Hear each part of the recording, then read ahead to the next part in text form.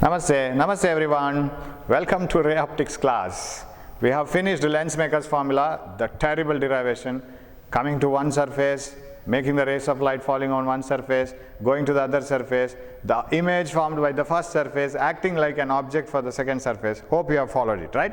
So now we will analyze that formula first. So in what way we have to understand the formula and what is the significance of that formula in many occasions. Now you have lenses made up of two surfaces, and this is the first surface, this is the second surface, and the surface is like this, its center is here, and this is another surface and its center is here, C2, right? And the formula goes like this. So I will color it. This is another surface and its center is C2 here, and the first surface is white one here, so it's here. And it's a thin lens. What do you mean by thin lens? Compared to the radius of both the surfaces, the thickness is very small for the lens.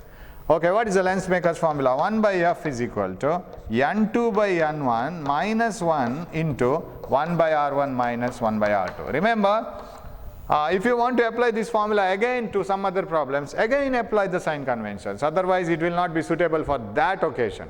And another thing is, please put brackets here. Most of the students don't put bracket here. If you don't put the bracket, everything is gone, because it is n2 minus n1 minus into r1 minus r2. This has no connection with this one. You should have a bracket. And I can ask you to remember the formula like this. 1 by f is equal to nl by nm minus 1 into 1 by r1 minus 1 by r2. I can ask you to do it like this way also, where nl, refractive index of the lens, refractive index of the surrounding medium. That is better to understand. Suppose the surrounding medium is r, you will write it as 1. n minus 1 into r1 minus 1 by r1 minus 1 by r2. Okay, so this is the formula. So you can change it like this way also. But this is the standard formula that you have in CBSE book, NCERT book. But this is just for your information that this is lens, this is the surrounding medium. n2 is lens medium, n1 is the surrounding medium. Now, so if a lens is connected by all these terms like this, this 1 by f is called power of the lens, reciprocal of focal length. We are going to see that in detail later. Now, another thing is, what do you mean by focal length of a lens? There are two lenses in common. There are different types of lenses, but we will study two lenses in common. One is convex and another is concave. If a thin lens is taken and if parallel rays are incident on a lens, very close to the principal axis, actually these rays should be very close to the principal axis, then after refraction they are converging at a point, and this point is called focus. They really converge outside the lens after on the other side, and this length is called focal length. What do you mean by focal length of a concave lens? In a concave lens, if you incident parallel rays of light which are parallel to the principal axis and very close to the principal axis like this, then they will diverge like this. This is a diverging lens in air. So they will diverge in such a way that after diverging, they appear to come from a common point here. So this appears to be common like this. So this should go like this, and this one should be like this, this will go like this. So for a person observing from here, he feels that all these rays are coming from a common point here. This becomes the focus, this is the focal length. Now you will have to go back to the same sign conventions which you have found later. See, every time when I draw the diagram, I prefer the ray coming from left to right in the positive x-axis. That means ray is moving like this here, and focal length is measured on the right side, f is positive. Correct? And here the rays of light are moving in the positive x-axis direction, but from the center. And you have one more point here, that is called optic center of the this lens. For a mirror, concave mirror say, the geometric center is called pole. Out of the whole geometrical size, where is the center? That is called pole. And in a lens, geometric center is called optic center. Geometric center of a lens is called optic center. From the optic center to the focus, that length is called focal length. From the optic center to the focus is called focal length, but you have to measure it opposite to the direction of light, so this is negative. So focal length of a concave lens is negative. Don't by heart it like that. Of course, you should know what is the situation. For what situation it is negative, for what situation it is positive. Whereas in a concave mirror, you see, for a concave mirror, parallel rays met here, so it is negative. Whereas a convex mirror, they diverged in such a way that if parallel rays are incident on the mirror, they diverged in such a way that they appeared to come from somewhat point here. Focal length was positive. So theoretically you have to analyze it. Okay, now for a lens, if you take 1 by f is equal to so much, the formula, if it goes like this. Now suppose if I analyze it like this. If I immerse, I will just take some problems and I will see just small types of problem and analyze it in different ways. If a lens has a focal length of say 2 meter, in general ways I say a simple sentence, a lens has a focal length of 2 meters. When it is kept in air, not so told, that is not told, and nothing is told about the surrounding medium. When nothing is told about the surrounding medium, you take it as air. Suppose it is immersed in a medium of refractive index, say water, say 3 by 2. If it is immersed in a medium of refractive index 3 by 2, what is the new focal length? Right? How to analyze this formula now? A lens has a focal length of 2 meters. Now it is immersed in a medium of refractive index 3 by 2, that is water. What happens to the focal length of the lens? Now, when it was air, you analyze this as 1, correct? And when it is immersed in water, this part doesn't change. Whether it is in water, whether it is in air, the radii of curvatures don't change. When a lens is immersed in water, its radii of curvature doesn't grow like this. It will be the same. So R1 and R2 will remain the same. So what is 1 by R1 minus 1 by R2? It doesn't change. It remains the same. So this part remains the same. What about this part? What happens to this part? Same thing happens here also. Now this part, this which was 1 when it was in air, now raises because it is 3 by 2, 1.5. When this raises from 1 to 1.5, what happens to the answer? Answer decreases. When answer decreases, the difference decreases. Suppose it was 2 minus 1, now it is say something like 1.8 minus 1, answer will be less. So totally this answer will decrease when the surrounding medium refractive index increases, and it will never become negative. Of course there is a chance of becoming negative, but before becoming negative we will analyze it. So if a convex lens kept in air has a focal length of 2 meter, once it is immersed in water, this bottom portion or the denominator increases, the total answer decreases, difference decreases, 1 by f decreases, right? If this decreases, of course this is a constant, if this total answer decreases, 1 by f decreases, focal length increases. That is how we have to analyze it. That is the beauty of this formula, and so both will take a role in deciding the focal length of the lens. So in theory exam, if you get a question that will be like this: on what factors focal length of a lens depends? Focal length of a lens depends on refractive index of the lens medium, that means the material of the lens, refractive index of the surrounding medium, and radii of curvatures of the two surfaces of the lens. This is called lens maker's formula because doctor will prefer this one, you will select these two. Of course there is no chance of selecting other one. Here this should be one because you will wear the spectacles only in air. So this is one, this you will select. Lens maker will choose this one in order to get the same focal length using this medium. So that is why it is called lens maker's formula. Okay, now we will move on to the power of a lens. What do you mean by power of a lens? Power means the ability of the lens to converge or diverge the rays of light. I will take one example. Any medium has the ability to bend the rays, right? And now suppose I take a convex lens of focal length, say 2 meters. What do you mean by that? A convex lens of focal length 2 meters.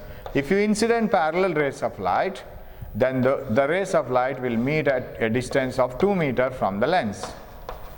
This is the focus and this is the focal length. This is the optic center.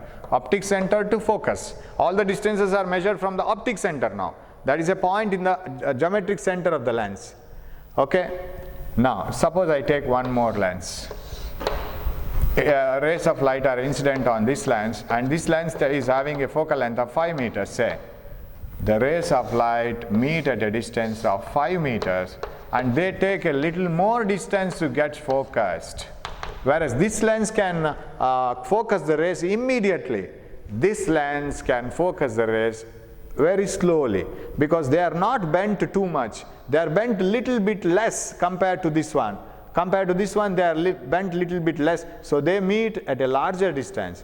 Now, in terms of bending ability, which lens has more ability to bend? This lens. A lens which has less focal length means it can bend the rays too much and make them to get focused quickly. A lens with more focal length means it is bending the rays little bit and making them to get focused at a larger distance. Its ability of bending is less. That means focal length and bending ability are inversely proportional. Bending ability is power. So power is the reciprocal of focal length. Reciprocal of focal length is called power. It is the ability of the lens to bend or converge or diverge the rays. This lens has more ability to converge. This lens has lesser ability to converge. More the focal length, lesser will be the power. Now, sir, how did you get this formula? Power is equal to reciprocal of focal length. That is a different story. It will be like this. Suppose you take a lens and study its bending ability. How? Apply a parallel beam of light on it. Then if it has too much ability, it will bend it too much. If it has less ability, it will bend it little bit less. Now let us assume that this is the original direction of the parallel beam of light, and it has bent by this much amount. Now you know that this is the focus and this is the optic center, this is focal length. Now this lens was able to bend this light which was traveling like this by this much amount. I call this as delta. And I assume that this ray of light has been incident at a height h from the optic center.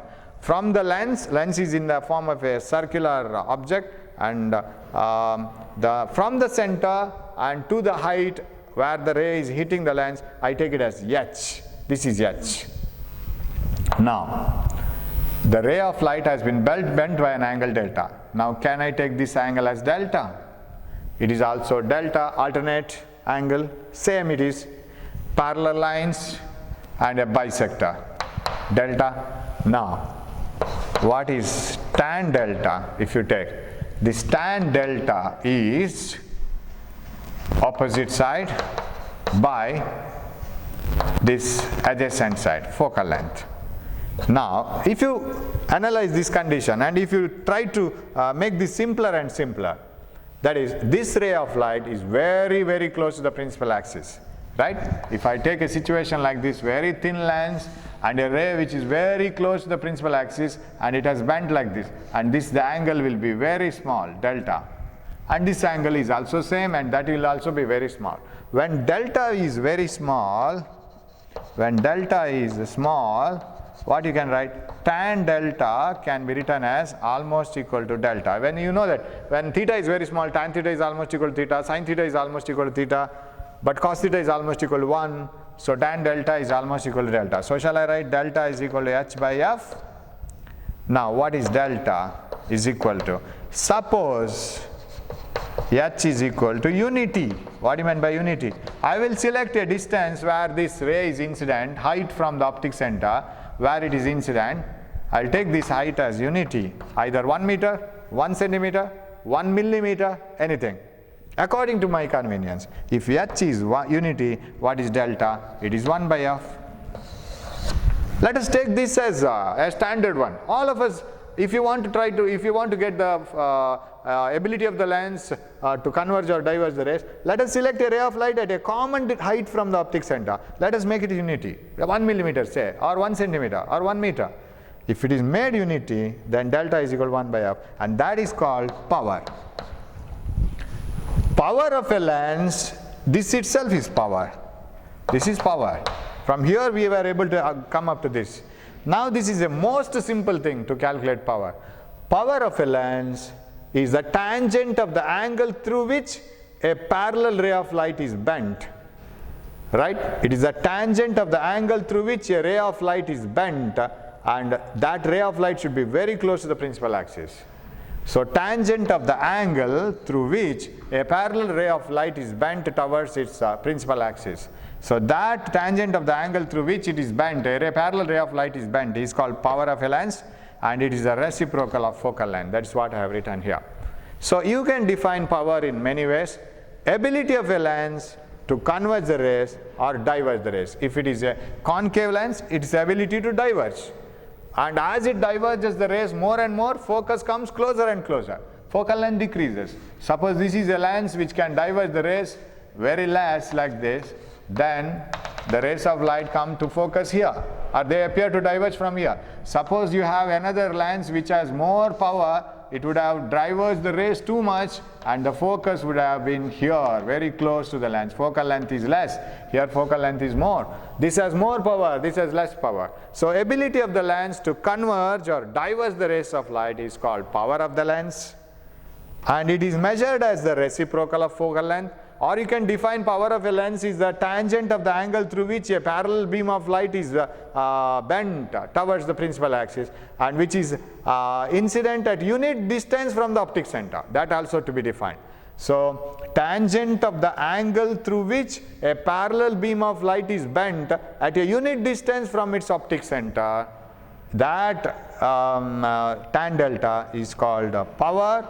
Again I repeat, tangent of the angle through which a parallel beam of light is bent at a unit distance from it, from the optic center, is called power, or simply if you want to define, it is the reciprocal of focal length. That's all.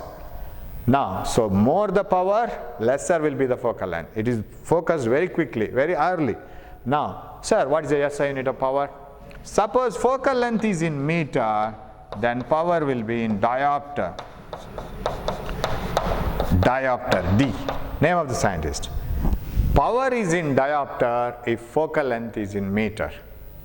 Then, so suppose, but here there is a more chance of going wrong. Sometimes they will say focal length of the lens is 20 centimeter. What is its power? We will write 20 centimeter.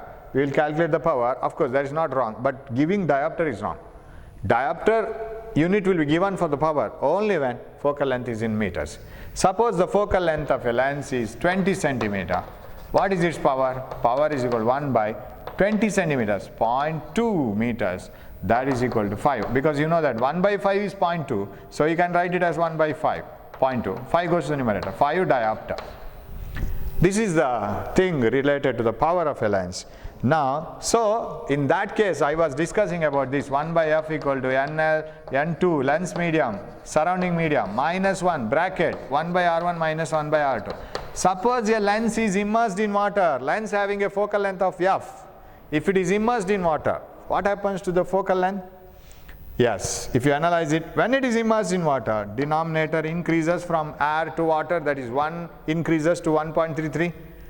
Total answer decreases, difference decreases. If this is decreasing, this is constant. When this is decreasing, 1 by f is decreasing. That means power is decreasing, focal length is increasing. Am I right? Focal length increases, ray of light gets focused at a larger distance inside water, same parallel ray, and power decreases. Focal length increases, power decreases when a lens is immersed in a stronger medium, higher refractive index medium. Okay, now we will go for a small derivation and we will finish it regarding power and focal length. Combination of lenses, okay? Okay. Combination of lenses. Suppose you combine two lenses, what will happen? That's what I am going to derive. Suppose you have a lens like this, its focal length is f1. Say it is some 6 meters. What do you mean by 6 meter focal length lens? The ray of light gets focused at 6 meters. So like this gets focused at 6 meters. Now I will take another lens of focal length 3 meters. What do you mean by that? If I incident parallel rays of light, they get focused at 3 meters like this. So this is 3 meter. Now my question is, If you combine these two lenses like this, f1 and f2, 6 meter and 3 meter focal length. If you incident parallel rays of light to this combination now, these two lenses together, what they will do? Will they focus the ray of light at 9 meters, 6 plus 3? Will they focus the ray of light at 3 meters, 6 minus 3? Will they focus the ray of light at 2 meters, 6 by 3? Or whether the combination focal length is f1 plus f2, f1 minus f2, f1 by f2, or f1 f2 by f1 plus f2. What is the formula? That is what I am in need of. So what is this focal length? What is f in terms of f1 and f2? Whether it is f1 plus f2, f1 by f2, f1 into f2, f2 minus f1, don't know. That is what we are going to derive. So we will do it now. Let us take two thin lenses in contact. So combination of thin lenses actually. Thin lenses in contact. We will take two thin lenses in contact. We will take them separately and we will keep them now together. Let us take two thin lenses in contact. That means touching each other. There is no gap between them. If they have the gap, then the formula changes. Okay, this is the principal axis, common principal axis. Okay. The line passing through the centers of curvatures of all the surfaces like this. Okay. Okay, now keep an object here. One ray along the principal axis. Oh, before that I have to give the lens formula. I have not given this one. Let me give the lens formula and then we will start. We have the mirror formula also, right? What is lens formula? Lens formula is 1 by f is equal to 1 by v minus 1 by u. A formula which connects focal length of the lens, object distance and image distance. 1 by f equal to 1 by v minus 1 by u. That is lens formula. And here magnification m is equal to h dash by h, height of the image by height of the object, that is equal to v by u. No negative here. In mirror formula you had negative here, but there was no negative here in mirrors. Here you don't have any negative here, you have negative here. That's the only difference. So this is lens formula. This is lens maker's formula. I rubbed it. Lens maker's formula is different, lens formula is different. This is lens formula. The formula which connects object distance, image distance and focal length of the lens. Very similar to mirror formula, but we don't have derivation of this. Just take this because this is over in your lower classes most probably. You have used this formula. Okay, now we will go to this one. Take two thin lenses in contact and f1 and f2 be the focal length of the two lenses. Take two rays of light. One ray passing along the principal axis, normal incidence because it lies on the centers of all the surfaces and angle of incidence is 0, it passes undeviated. Another ray of light, incident like this. Now, I don't show refraction from surface to surface because it is not needed. This is a thin lens. I show that the first refraction occurs in this lens here and second refraction occurs here and finally the ray moves here. This is the final image and this is object distance and this is image distance. Okay. The two lenses together combined, they produce a combined effect such that the ray of light is bent two times. One is here, another is here and finally like this. So three refractions. One through the first lens, second lens and finally coming out. Now let me remove the second lens. Remove the second lens. What will happen now? If the second lens is removed, first lens alone would have bent the ray like this and would have formed the image like this. Now you have to go for the same idea of lens maker's formula. In the absence of the lens 2, lens 1 alone would have formed the image. Lens 1 alone would have formed the image at I1. So I can't show it by solid lines because lens L2 is present now. In the absence of lens L2, lens L1 would have formed the image here. This ray would have traveled straight like this to meet the principal axis at I1. Now, because of the presence of the second lens here, this lens, this had formed the image at I. Now you write the lens formula for each and every lens and don't worry about sign conventions. Simply put the formula as it is because this is a formula applied for each lenses For the lenses we are applying, not for such a situation. So simply apply it and get the answer. Okay, focal length of the first lens is f1 and it is alone forming the image at I1. So for first lens you will write this one. The formula is 1 by f equal to 1 by v minus 1 by u. This is the formula, right? First lens. For the first lens, focal length is f1 is equal to 1 by v, final image. This is a general formula term. What is the image? Where is the image of the first lens? First lens alone will bend the ray only this much. Second lens will do this like this. But first lens alone will do it and it will form the image here. So shall I write this as v1 distance, image distance. So 1 by v1 image distance for the first lens minus 1 by u. I will simply write the formula as it is. I don't worry about sign conventions because u is here and I will write u. And once you use it, then finally you will apply sign conventions for problems.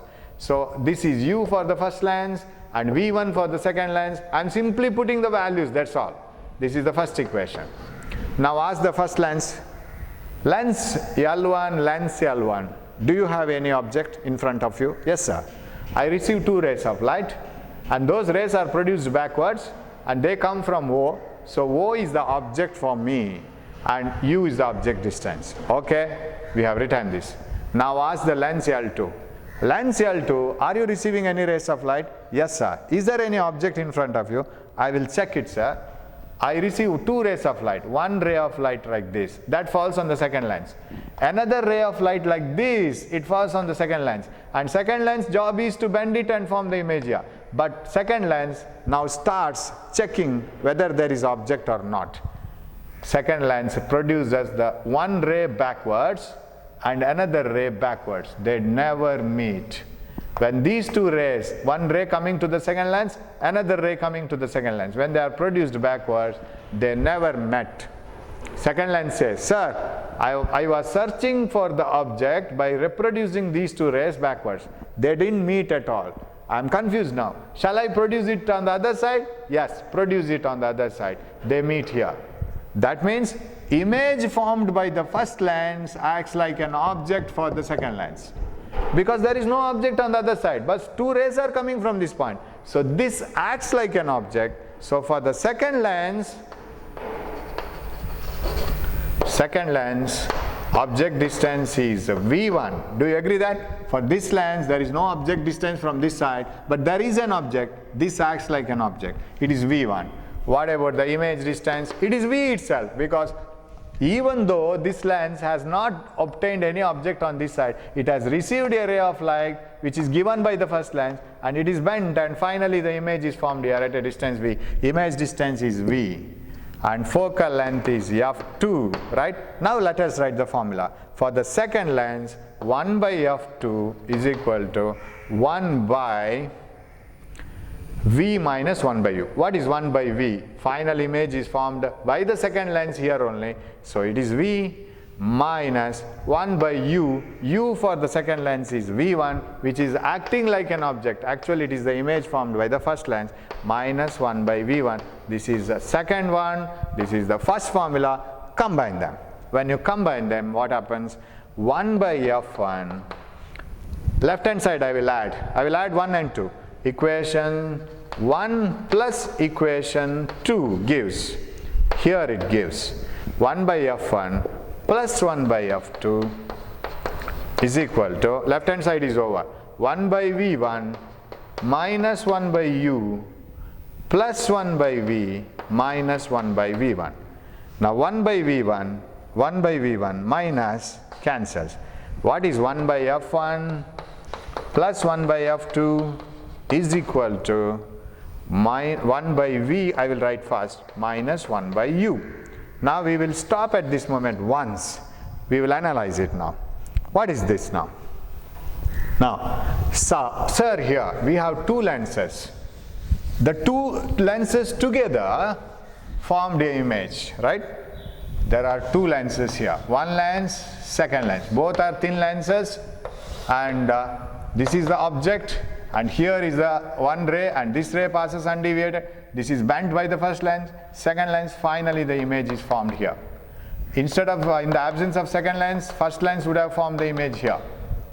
Both the lenses together form the image here. This is object and this is image. Now, suppose if I take a single lens, of course this is f1, this is f2, focal length. Can't I get the same situation using a single lens? Sir, I should keep on going searching for a single lens which will do the same job as these two lenses were doing.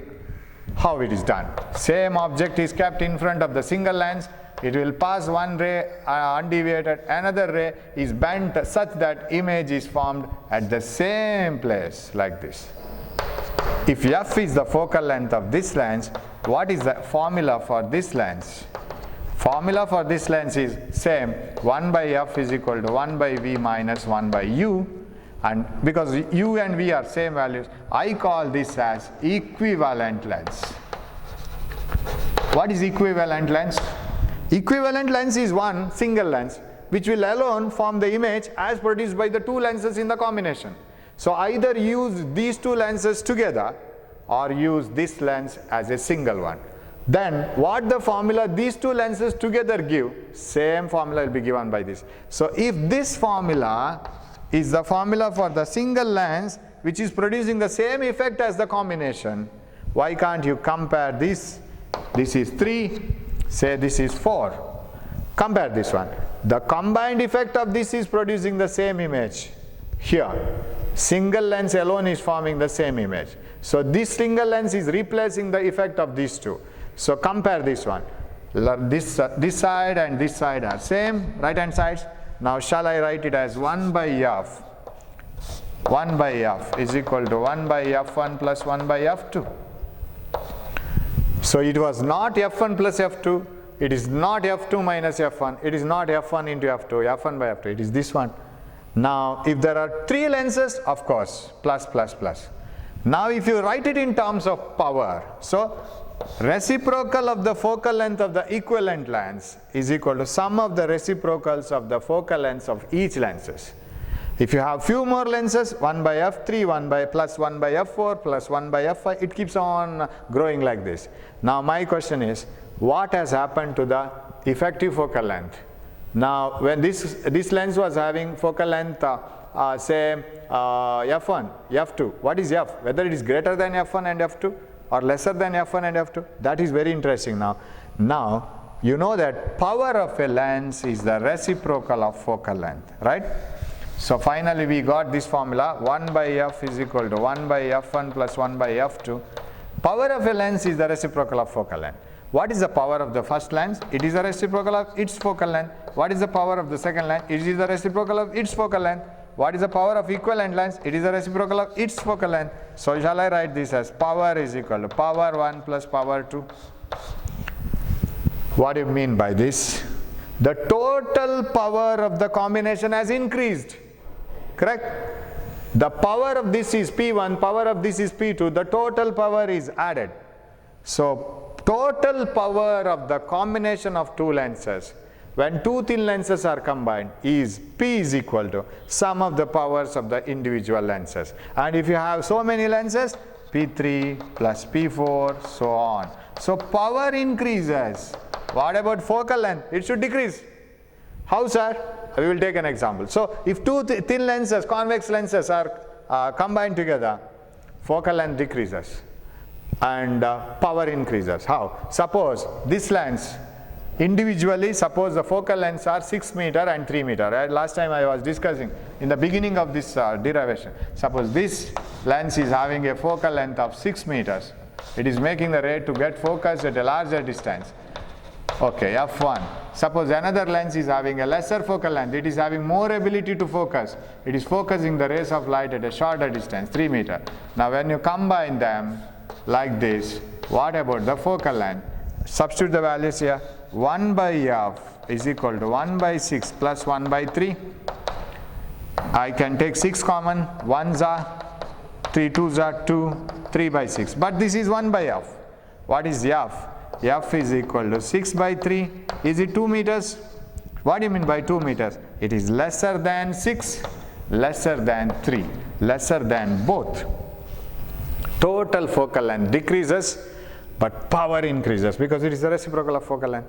So this is a very important derivation. If two thin lenses are combined of different focal lengths, what is the total focal length of the combination? And the focal length combination is given by 1 by f is equal to 1 by f1 plus 1 by f2 plus 1 by f3, so on.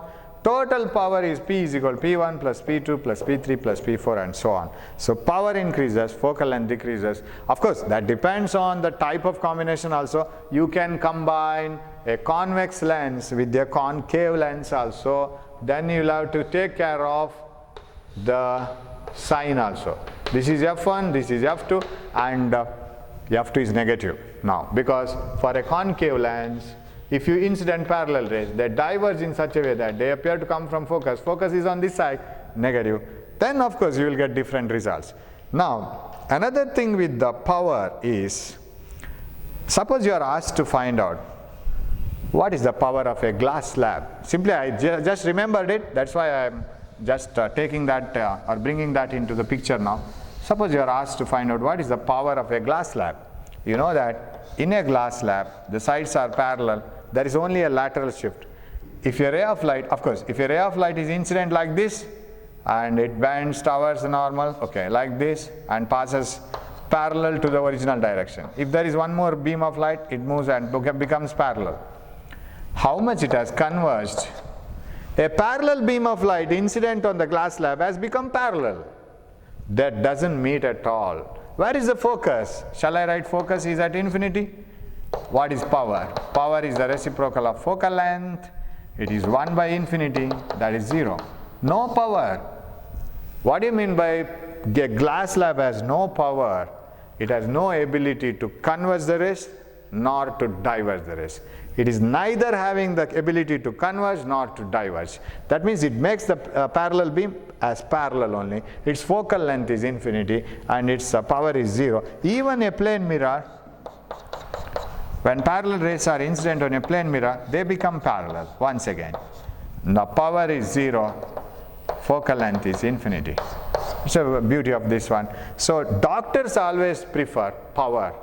They don't prefer focal length usually, but you will get it from the reciprocal. So using those values, the lens maker will prepare the lenses. Power will be say like minus 0.5, plus 0.25, plus 0.3, something like that. That is plus and minus indicates whether it is concave or convex. Because focal length, as it is negative and positive, power also becomes positive and negative. So important derivation is over. Lens maker's formula, refraction at curved surface, and thin lenses in contact, everything is important. Now we are left with so many types of problems and we have to combine them. We will see that in the next class, right? And with all the problems of different varieties, and you write all these problems, you have to do one thing. You write all these problems in a sheet of paper, take a sheet of paper, fold it like this, you have A4 size paper, fold it like this, write all the formulas one by one, starting from Snell's law, starting from refraction, refractive index, everything, and put it in a paper. Every time when the class begins, before 5 minutes, look into all the formulas. Then you are recapping all the things in this chapter. That helps you a lot. And then you can catch up everything, because formulas, the first method of preparing for any exam, entrance exam or theory exam, first thing is you should memorize everything. In terms of theory, little bit of by hearting, not completely by hearting. And later you must be able to recall it, because without formulas, no problems.